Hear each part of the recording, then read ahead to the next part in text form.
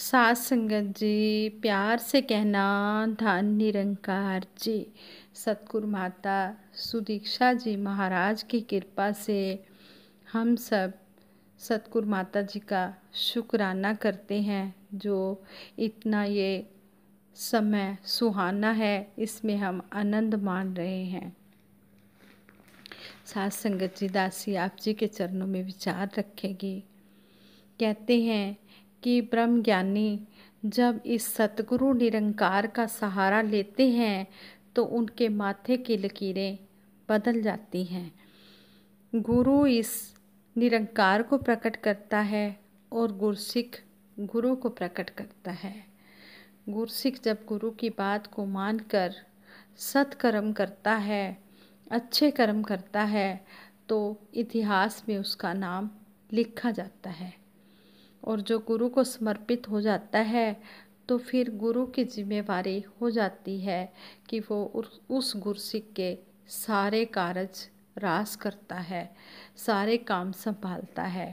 कहते हैं कि एक महात्मा कहते हैं कि सतगुरु की जब हम गुरु चर्चा करते हैं, सतगुरु का जब हम सत्संग करते हैं, गुरु चर्चा करते हैं, तो ये हमारे घर का खर्चा खुद चलाते हैं। इसी तरह नरसिंह मेहता जी का नाम तो सभी ने सुना ही हुआ है। दासी उन्हीं की बात आप जी के चरणों में रखेगी। एक बार नरसिंह मेहता जी की बेटी की शादी थी। उनकी आर्थिक स्थिति ठीक नहीं थी। सभी जानते हैं कि बेटी की शादी करने में कितना खर्च होता है। नरसिंह मेहता जी ने एक कुंडी लिखी जिसको लेटर ऑफ क्रेडिट बोलते हैं। उस पर लिखा कि ये व्यक्ति आपको पैसे दे देगा। उस सेठ का नाम सामर सेठ लिखा, लेकिन वहाँ सामर सेठ उस शहर में सामर सेठ नाम का कोई व्यक्ति उस शहर में था ही नहीं। लेकिन इस निरंकार को सामर सेठ का वेश धारण करना पड़ा और उसके सारे काम करने पड़े। उसके सारे काम कर दिए। सामर सेठ का वेश बनाकर सतगुरु निरंकार ने नरसिंह मेहता की बेटी की शादी भी करवा दी, उसके सारे काम कर दिए। सात संगत जी कहने का भाव यही है कि जो सतगुरु पर दृढ़ विश्वास रखता है, अपने आप को सतगुरु के हवाले कर देता है, तो सतगुरु उसके सारे काम की जिम्मेवारियां करता है, उसके सारे काम सतगुरु पूरे कर देते हैं। राम जैसे कहते भी हैं कि राम कबीरा एक भय कोई न सके पहचान भी। जो सतगुरु का हो जाता है फिर गुरु और गुरसिख एक हो जाते हैं। आगे कहा है कि एक महात्मा अपने विचारों में बता रहे थे कि मेरी ड्यूटी सतगुरु माता जी की स्टेज के आसपास लगी हुई थी। उस समय सतगुरु माता सुविंदर हरदेव जी महाराज स्टेज पर थे, सतगुरु रूप में थे। तो कहते हैं कि एक माता संपन्न परिवार से थी। वो सतगुरु माता जी के को भेंट स्वरूप कुछ गहने देने के लिए आई। तो सतगुरु माता जी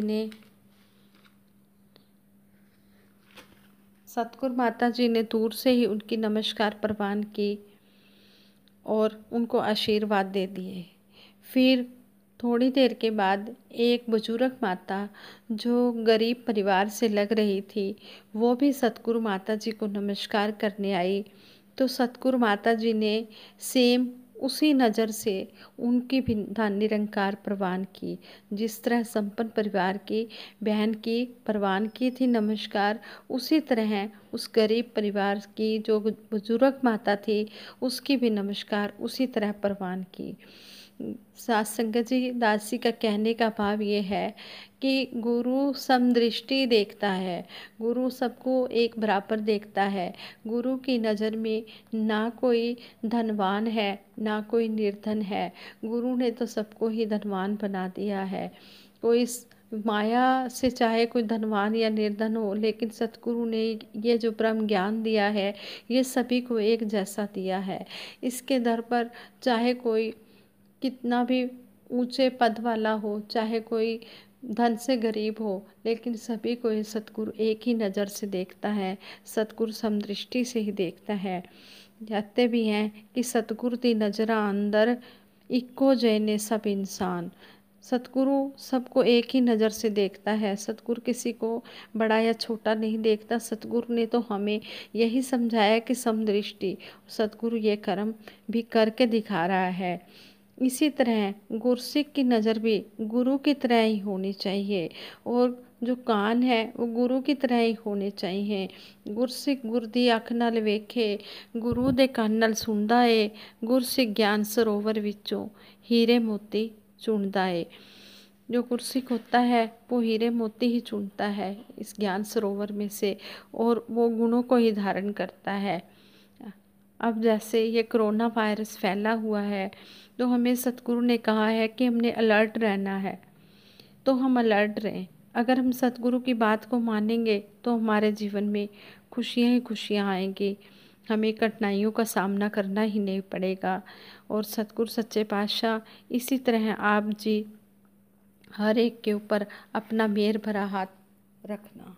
संपूर्ण अवतार बाणी में शब्द भी है, जिस दा पख करे तू स्वामी, उस दी कदी ना होवे हार। जिस दा पख करे तू स्वामी, उसनू पूजे है संसार। जिस दा पख करे तू स्वामी, उसनू देवे नाम भंडार। जिस दा पख करे तू स्वामी, उस दी होवे जय जयकार। जिसका ये पक्ष ले लेता है उसकी कभी भी हार नहीं होती। सच्चा पातशाह उसकी हर समय जय जयकार ही करवाता है। इतनी रहमत सतगुरु ने हम पर की है। शहनशाह जी कहते थे, जिसके मन में ये निरंकार बसा हुआ है उसके जीवन में हर समय बसंत ही बसंत है, खुशियाँ ही खुशियाँ हैं। तू ही निरंकार करो ते पल पल एनू याद करो। इस अमृत नू रज रज पियो, तन सोखा दिल शाद करो। सिमरन करते हुए ना कभी थकना है, ना कभी अकना है। सेवा करते हुए भी निष्काम भाव से सेवा करनी है।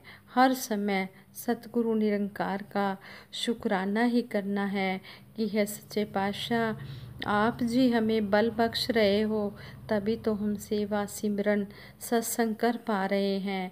कभी भी किसी बात का अभिमान ना आए, हमेशा शुक्राना ही करते रहें। जो भी करवा रहा है ये सतगुरु करवा रहा है।